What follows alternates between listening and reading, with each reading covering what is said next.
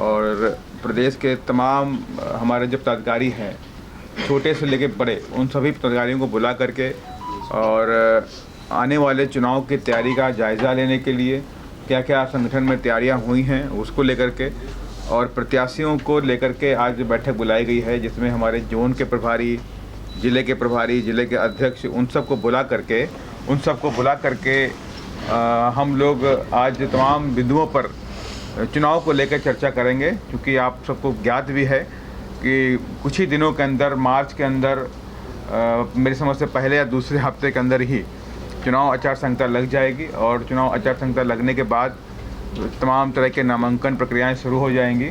तो उसको लेकर के आज हमारी जो पार्टी के जो वरिष्ठ कार्यकर्ता हैं, वरिष्ठ के हमारे जो पार्टी के नेतागण हैं, उनके साथ बैठक हो रही है और अब ये बैठक शुरू हो गई, रात तक चलेगी।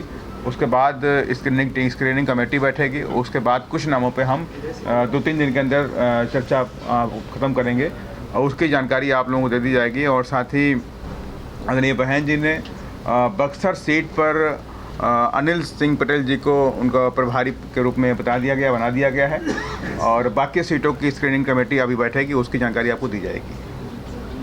बाकी बात हमारे अनिल जी करेंगे। बाकी क्या और कितने सीट पर बीएसपी कंटेस्ट करने की? हाँ, ये सवाल कई जगहों से बार आता है, तो मैं आपको बताना चाहता हूँ कि बहुजन समाज पार्टी बिहार की 40 की 40 सीटों पर पूरी ताकत के साथ में चुनाव लड़ने जा रही है और इस बार बिहार में बीएसपी भी अपना ताकत दिखाएगी और 100% आपको बहुजन समाज पार्टी के सांसद आपको दिखाई पड़ेंगे।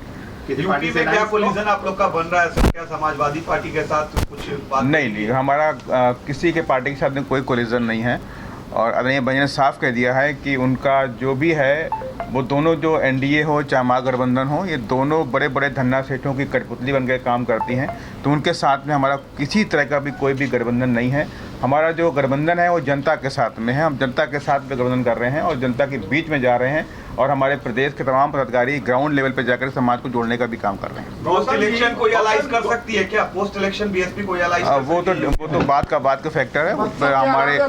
हमारे जो राष्ट्रीय अध्यक्ष हैं आदरणीय बहन कुमारी मायावती जी, वो उनका सब देखने को अपना काम करेंगी। इस पर हमारा बीएसपी क्यों छोड़ रहे हैं लोग? देखिए, बीएसपी को छोड़ने से बीएसपी को फर्क नहीं पड़ने वाला। बीएसपी में मैं आपको बताना चाहता हूँ कि बहुजन समाज पार्टी मिट्टी से माधव बनाने का काम करती है और हम तो उनको मिट्टी से निकाल के लाते हैं, माधव बना देते हैं और माधव बनने के बाद कहाँ भागना चाहते हैं, कहाँ जाए उनकी प्रक्रिया। लेकिन बीएसपी को कोई फर्क नहीं पड़ने वाला और ये बीएसपी तो नेता बनाती है।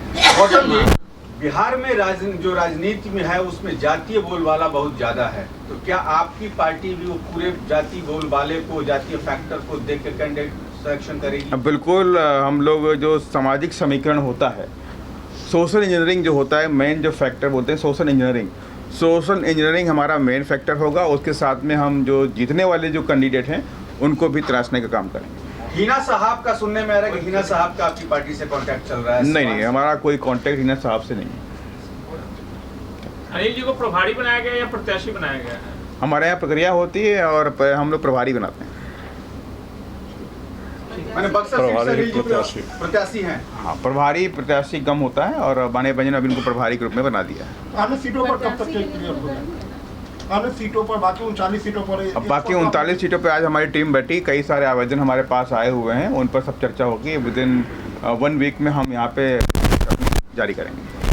अकेला चलो किराया पर बीएसपी चल रही है, क्या लग रहा है जनता साथ देगी? क्योंकि जनता तो 2 धड़ों में बटी हुई कहा जा रहा है कि देखिए, जनता को सोचना पड़ेगा कि गुंडागर्दी खत्म करनी है, भ्रष्टाचार खत्म करना है, करप्शन खत्म करना है, तो बीएसपी को लाना पड़ेगा उनको। और लंबे अरसे तक बिहार इस चीज़ों से जूझता रहा है और किस तरह से आज भी करप्शन का बोलबाला यहाँ पर है, गुंडागर्दी का बोलबाला है।